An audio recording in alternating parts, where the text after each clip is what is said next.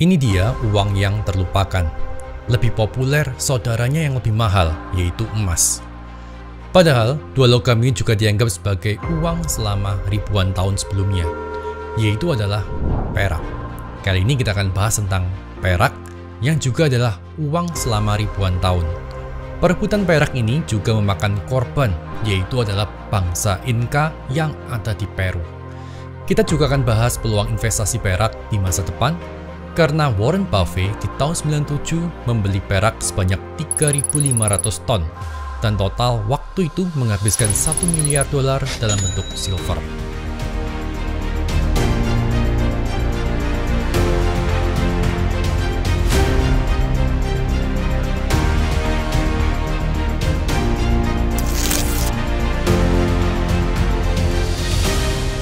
Silver atau perak bersamaan dengan emas adalah dua logam yang dianggap sebagai uang pada zaman dahulu. Pada sistem keuangan Islami juga dikenal dengan dinar dan dirham. Dinar mengacu pada uang yang terbuat dari emas, sementara dirham mengacu pada uang yang terbuat dari perak. Dinar memiliki berat 1/7 troy ounce, sementara dirham memiliki berat 1/10 troy ounce. 1 troy ounce memiliki berat kurang lebih 31,1 gram. Kita lebih sering mengenal dengan istilah standar emas, padahal ada juga dengan standar perak, yaitu sistem ekonomi berbasis pada perak, yang menggunakan perak sebagai alat bayar. Di akhir abad 14-an, kita mengenal dengan istilah Spanish dollar. Di tahun 1497, Spanish dollar digunakan sebagai international currency karena standar mintingnya. Spanish dollar masih berlaku di Amerika Serikat hingga 1857. Tepatnya, berakhir setelah penggunaan koin asing sebagai legal tender dilarang oleh Kongres.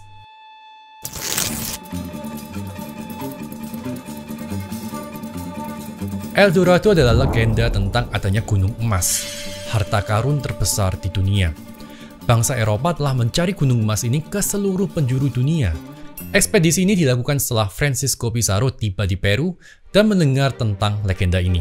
Saat ia kembali ke Spanyol, ia minta izin pada Raja Charles di Spanyol untuk mengklaim tanah itu sebagai wilayah Spanyol.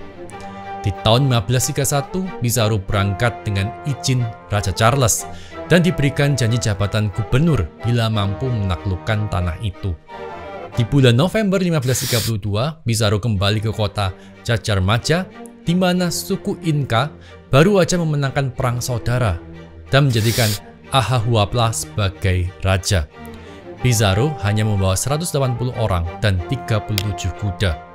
Sementara suku Inca punya pasukan sebanyak 30.000. Dalam sebuah perundingan, Spanyol memaksa Atahualpa menerima kekristenan sebagai agamanya dan Charles V sebagai rajanya. Atahualpa marah besar dan membuang Bible yang diberikan. Sebenarnya ini cuma jebakan aja. Pizarro jadi punya alasan untuk menyerang suku Inca. Pizarro menculik Atahualpa dan meminta tebusan. Tapi, Atahualpa tetap dibunuh di tahun 1533. Tentara suku Inca pun mundur, dan Spanyol mendeklarasikan Manco Cápac sebagai pemimpin baru di Inca. Penjajahan Spanyol atas Inca pun dimulai. Tentunya, ada banyak cerita dan versi sejarah tentang El Dorado dan Spanyol. Yang pasti saya nggak bisa ceritakan satu-satu. Di sebuah kota yang bernama Potosi, Spanyol menemukan Silver Mountain atau Gunung Perak. Potosi jadi pusat perekonomian dunia baru. Karena di sini, uang yang digunakan oleh seluruh dunia diproduksi. Hingga ratusan tahun kemudian, Potosi menyuplai Spanyol jutaan ton perak yang digunakan sebagai uang di seluruh dunia. Spanyol menerapkan sistem kerja paksa tanpa memperhatikan kondisi kesehatan orang-orang Peru. Gunung itu sendiri disebut Quechua oleh orang-orang setempat, yaitu gunung yang memakan orang. Dari 7.000 orang yang dibawa ke tambang, hanya 2.000 orang yang bisa kembali.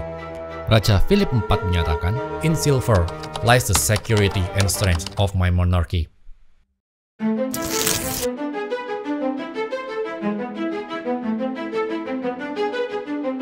Ya, perak adalah uang.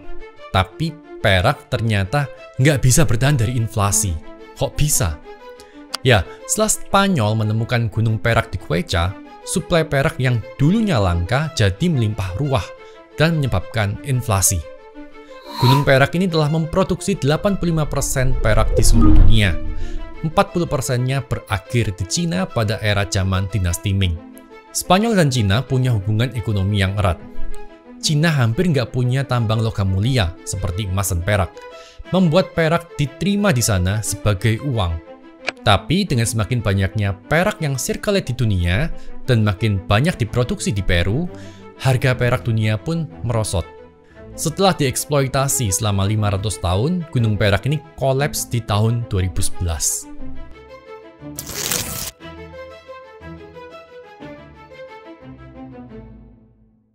Sepanjang penambangan di Peru diperkirakan 8 juta orang tewas. Meski perak nggak dipakai lagi sebagai uang, perak digunakan di berbagai industri. Misalnya pada industri perhiasan, elektronik, mobil, dan masih banyak lagi. Basically, industri apapun membutuhkan perak, karena perak dikenal sebagai penghantar listrik dan penghantar panas terbaik. Perak juga digunakan pada industri medis, karena sifatnya yang tidak beracun dan sifatnya yang anti-mikroba. Perak juga digunakan pada industri peralatan rumah tangga seperti kaca, film fotografi, dan bisa dijadikan powder, pasta, kerikil, dicampur dengan logam lain, bahkan dijadikan LED dan LCD ponsel. DVD dan CD kita juga punya lapisan perak. Silver juga dipakai pada solar panel.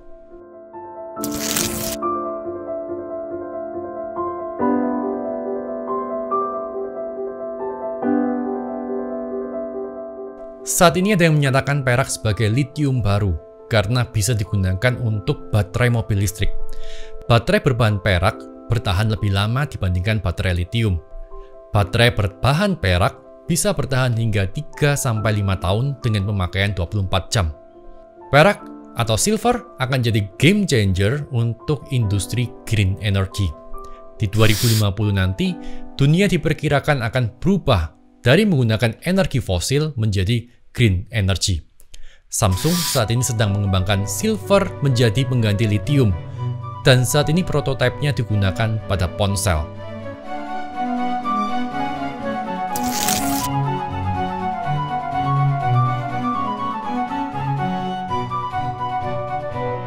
Ya, di market manapun pasti ada yang namanya market maker untuk mainkan harganya. Begitu pula perak. Untuk mainkan harga perak jauh lebih mudah daripada gold, karena market size-nya masih lebih kecil. Di tahun 1960, pemerintah Amerika membekukan harga silver di harga $1,29 per ounce. Di 1970, Hunt Brothers berusaha untuk menaikkan harga silver, karena mereka punya silver dalam jumlah yang sangat masif. Diperkirakan saat itu mereka punya sepertiga suplai silver di seluruh dunia, ini tanpa menghitung jumlah yang dimiliki oleh pemerintah. Tapi upayanya gagal di 27 Maret 1980 dan hari itu diperingati sebagai Silver Thursday. Juga membuat Hunt bersaudara kehilangan banyak uang dan terpaksa bangkrut. Di masa modern, market perak dimanipulasi melalui trading ETF. Para market maker melakukan short selling. Ada sebuah teori konspirasi yang mengatakan Fed menggunakan agen untuk pasang short di COMEX. Tindakan ini untuk melindungi nilai mata uang dolar dan membuat central bank bisa membeli perak di harga yang lebih murah. Tapi tindakan ini adalah strategi yang jangka pendek dan akan direaksi oleh market seluruh dunia yang membuat harganya naik kembali. Market maker juga bisa memanipulasi melalui spoofing. Pada 2020, JP Morgan menyetujui untuk membayar denda sebesar $920 juta karena memanipulasi market. Ini termasuk denda terbesar yang diberikan pada institusi oleh CFTC. Spoofing adalah membuat ilusi atau demand yang sebenarnya nggak ada. Spoofing ini bisa mempengaruhi psikologi trader yang baca order book dan mengira ada market maker yang exit.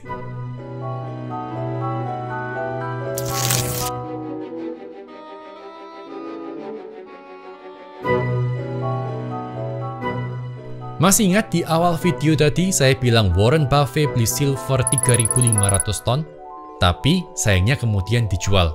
Overall, silver was being produced and reclaimed at a lesser rate than it was being consumed, and added to that was the fact that there are relatively few pure silver mines. Silver is largely produced as a byproduct of copper and lead and zinc, and so that it was not easy to bring on added production. So all of that added up to the fact that I thought that silver would get tight at some point, and as I said, I was early in that conclusion, and I was early in selling. So we have no silver now, and we did not make much money on it. Alasannya karena Warren Buffett nggak mau bernasib sama seperti Hunt Brothers, di mana akhirnya Hunt Brothers dipaksa bangkrut. Karena isu tentang silver dan dolar ini isu panas. Harga perak cukup murah, dan Federal Reserve nggak mau ada isu yang membuat orang menukar dolarnya dengan perak. Bill Gates juga mempunyai kepemilikan di Pan American Silver. Nah, kalau teman-teman mau investasi perak, teman-teman punya beberapa pilihan. Yang pertama, beli dalam bentuk ETF. Nah, ini teman-teman bisa beli di GoTrade Global. GoTrade Global ya teman-teman. Teman-teman bisa beli dengan ticker SLV atau SLVR. Ini paling liquid kalau teman-teman mau beli dalam bentuk digital. Dan kalau teman-teman mau install GoTrade Global, linknya ada di bawah dan pakai kode undangan 819813 untuk dapat saldo gratis. Yang kedua, beli dalam bentuk CFD. Tapi CFD biasanya untuk trade dan kemungkinan besar ada biaya inap. Kalau teman-teman mau trade dengan menggunakan CFD, teman-teman bisa pakai XM. Tapi nggak disarankan untuk teman-teman yang investasi long term, karena takut saya ada biaya inap. Nah, yang ketiga, beli dalam bentuk stablecoin yang di-pack dengan silver. Cuma saat ini nggak umum banget ya. Jadi saya nggak sarankan, apalagi kita nggak tahu company penerbitnya. Dan kita transaksi di DEX, yang DEX-nya aja saya nggak pernah dengar gitu. Yang keempat, beli dalam bentuk cetak atau koin. Nah, kalau yang ini bisa sekalian dikoleksi. Hanya harganya premium dan jauh di atas harga spot. Juga perlu perawatan, karena perak bisa ternis, jadi nggak boleh dipegang dengan tangan. Makanya kebanyakan dilengkapi dengan cup ataupun plastik bawaannya. Kira-kira bentuknya, contohnya seperti ini. Atau mungkin seperti ini. Untuk bentuk cetak, teman-teman bisa beli produksi import atau lokal. Untuk produksi import yang paling terkenal ada American Silver Eagle, ada Royal Canadian, Scottsdale, dan masih banyak lagi. Untuk lokal punya ada Antam. Di jenis ini nggak liquid ya teman-teman. Kadang-kadang susah banget jualnya, karena edukasi tentang investasi perak hampir nggak ada di Indonesia. Yang kelima, beli dalam bentuk granul. Nah, ini teman-teman bisa beli di toko emas. Ini adalah jenis investasi aset perak yang harganya paling mendekati harga spot. Karena nggak ada biaya cetak dan juga paling liquid karena bisa langsung digunakan di berbagai industri, utamanya perhiasan. Masih punya pertanyaan seputar perak? Isi di kolom komentar ya. Ada e-book belajar kripto yang akan segera launch. E-book ini dibagikan gratis untuk memberikan edukasi yang legit dan mendukung industri kripto di Indonesia. Pastikan teman-teman udah daftar di belajarkripto.id untuk mendapatkan akses saat e-book ini di launch.